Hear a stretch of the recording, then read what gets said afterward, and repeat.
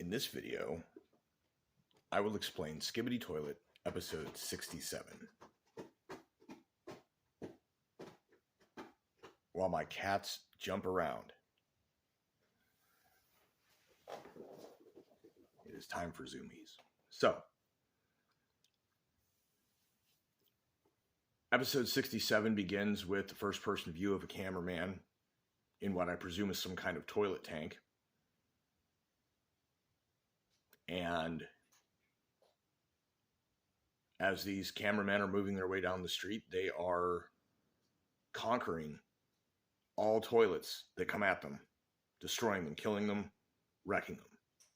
There are piles and piles of dead toilets.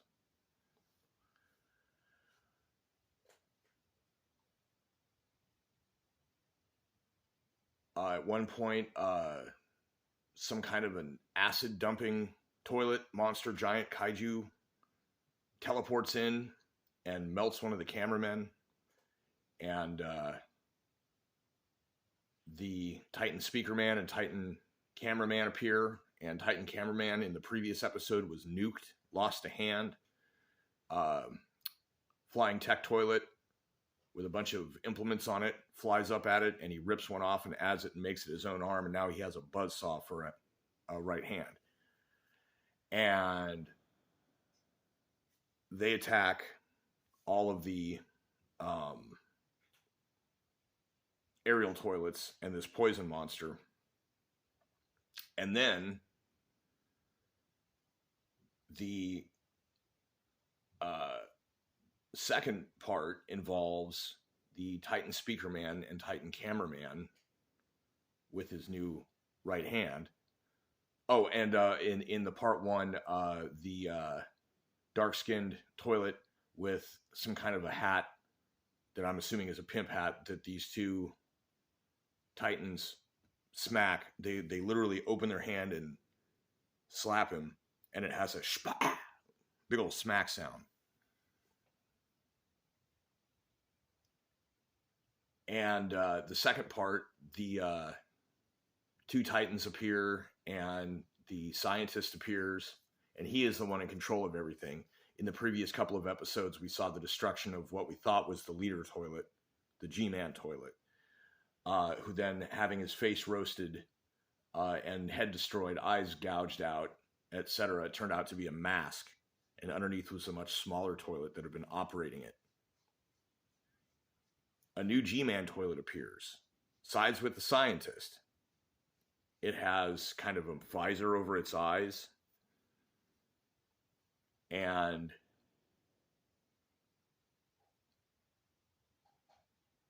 basically the two of them team up and attack the Titans, and while the G-Man toilet has the Speaker Man occupied, the scientist, who has had a giant speaker set up on his front the whole time, drops that off, and behind it is a giant TV screen, and the TV people's power is mind control.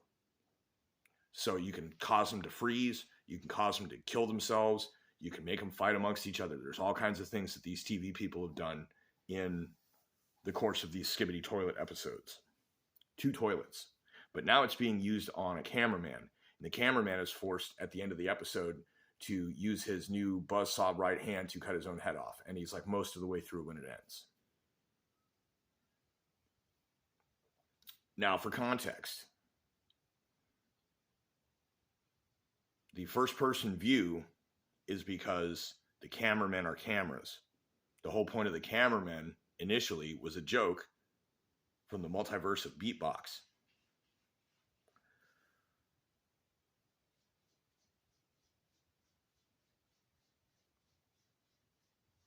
The cameras, speakers, and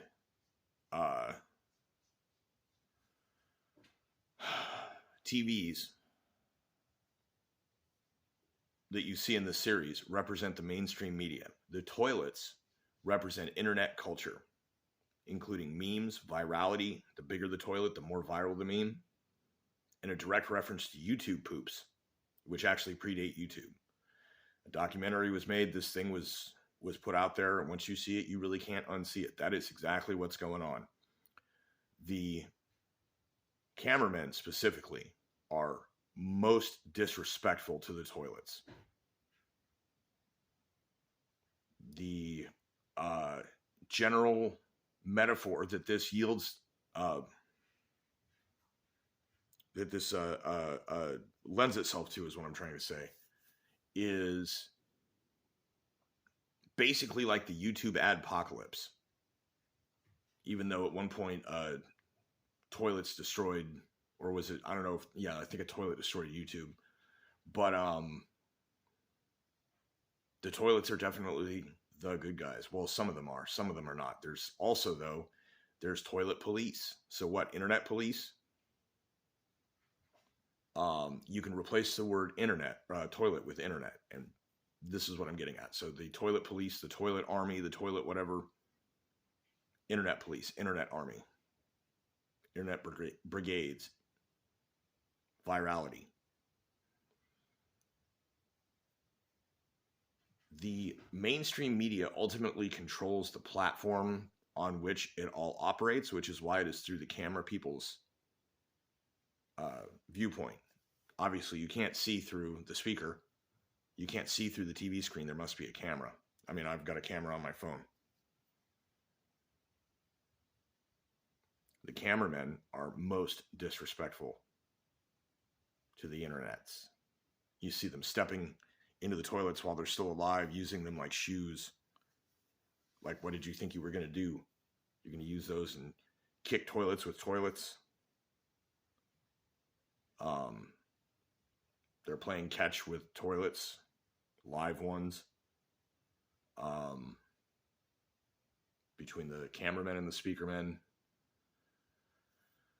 The TV men are kind of ambivalent once they can't easily control them.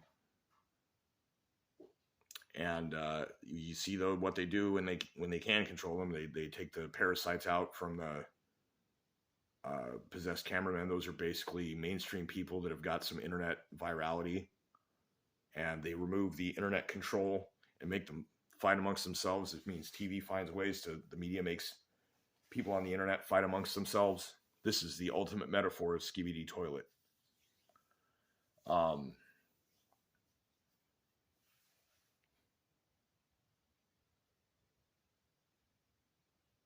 The carnage at the beginning of part 1 is the adpocalypse, or an adpocalypse. They keep happening. This is where they just wreck any financial viability for the users online, who just, as users create things and those things take off, to monetize them. Twitter's doing that now, but the other platforms don't. And if you get too viral about something that they don't like, they make it so you can't.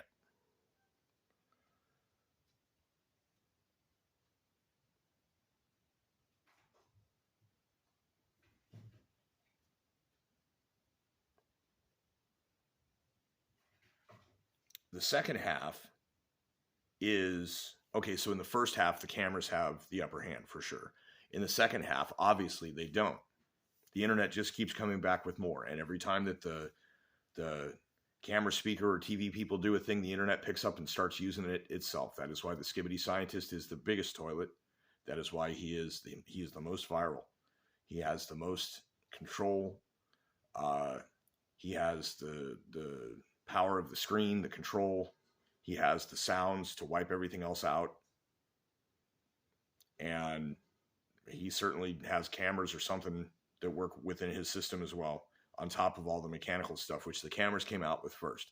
The toilet running around on 3 legs with the creepy head poking out of it was used technology from the first cannon, where they had some kind of a 3-legged walking tank with a big dick cannon hanging underneath of it.